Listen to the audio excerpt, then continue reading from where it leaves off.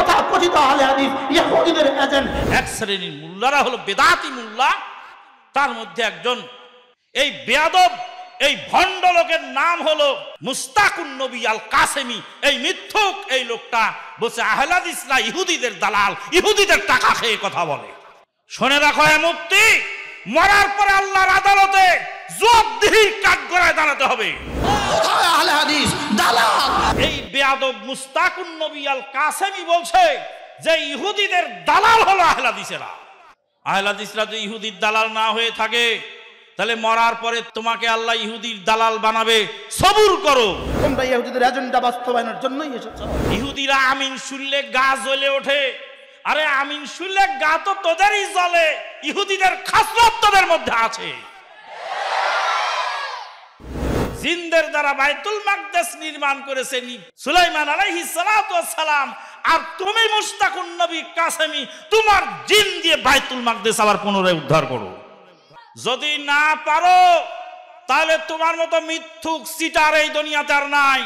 এটা জাতির সামনে ক্ষমা চাইতে হবে, আহলে হাদিস জামাতের কাছে তোমাকে ক্ষমা চাইতে হবে। আজকে সেই বাইতুল মাকদাস যখন আক্রান্ত হয়েছে, বাইতুল মাকদাসের নিরীহ শিশুদেরকে হাসপাতালের মধ্যে অসহায় রোগীদেরকে, শিশু পল্লীতে নিরীহ শিশুদেরকে বম্বিং করে মানসিক নির্যাতন করে যখন হত্যা করা হচ্ছে, তো আমাদের দেশের দুই শ্রেণীর মুল্লারা এখানে এসে উলট পালট বকা শুরু করেছে।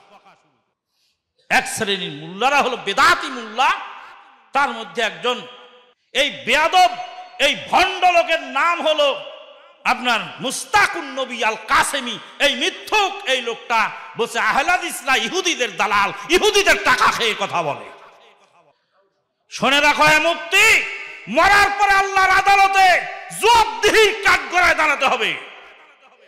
আহলে হাদিসরা ইহুদিদের টাকা আহলে হাদিসরা খায় না, ইহুদিদের খাসলাত তোমাদের মধ্যে আছে। আল্লাহর নবী সাল্লাল্লাহু আলাইহি সাল্লাম বলেন, আমার উম্মত বেলা ডুবার সঙ্গে সঙ্গে ইফতার করে, আর ইহুদিরা ঢিলে ইফতার করে। ঢিলে ইফতার তো তোমরাই করো, ইহুদিদের সুন্নাত তো তোমরাই আমল করো। আল্লাহর নবী সাল্লাল্লাহু আলাইহি সাল্লাম বলেন, আল্লাহর নবী সাল্লাল্লাহু আলাইহি সাল্লাম বলেন, ইহুদিরা আমিন শুনলে গা জ্বলে ওঠে। আরে আমিন শুনলে গা তো তোদেরই জ্বলে, ইহুদিদের খাসলত তোদের মধ্যে আছে। ওয়াকালাতিল ইয়াহুদু লাইসাতিন নাসারা আলা শাইইন ওয়াকালাতিন নাসারা লাইসাতিল ইয়াহুদু আলা শাইইন। ইহুদিরা বলতো নাসারারা বেদিন, ওদের কোনো ধর্ম নাই। আর নাসারারা বলতো ইহুদিরা বেদিন। এই একজন আর একজনকে বেদিন বলে গালি দেওয়া, এটা ইহুদি নাসারার খাসলত, এটা আহলে সুন্নাত ওয়াল জামাতের খাসলত নয়। সে যদি আহলে হাদিস নামধারী হয় আর আহলে হাদিসের নাম বলে যদি সে কাউকে কাফের বলে, আমরাও তাকে বয়কট করি, আমরাও তাকে সমর্থন করি না। একজন বক্তা সাহেব বললেন যে শুধু হাফেজ মানে কোরআন শুধু পড়েছে, কোরআনের অর্থ বোঝে না, এই শুধু হাফেজ যারা তারা জাহান্নামী।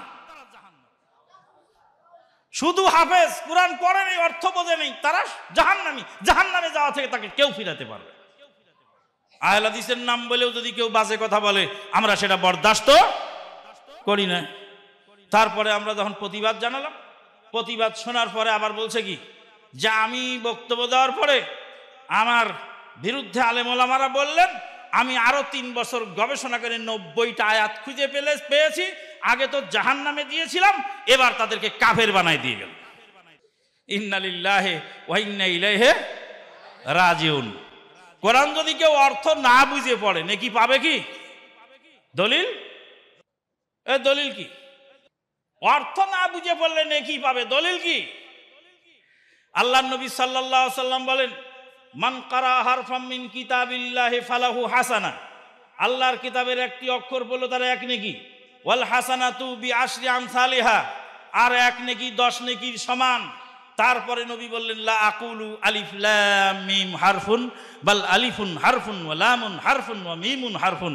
আমি আলিফ লাম মিমকে 1 অক্ষর বলছি না, আমি নবী বলছি যে আলিফ 1 অক্ষর, লাম একটি অক্ষর, মিম একটি অক্ষর। আলিফ লাম মিম পড়লে কয় নেকি পাবে? আলিফ লাম মিমের অর্থ এবার বলো তুমি। আলিফ লাম মিমের অর্থ আল্লাহ বলেন নেই, নবীও বলেন নেই, কোনো আলেম ওলামাও বলেন নেই। এমন একটি তিনটি অক্ষর মিলে একটি শব্দ আলিফ লাম মিম।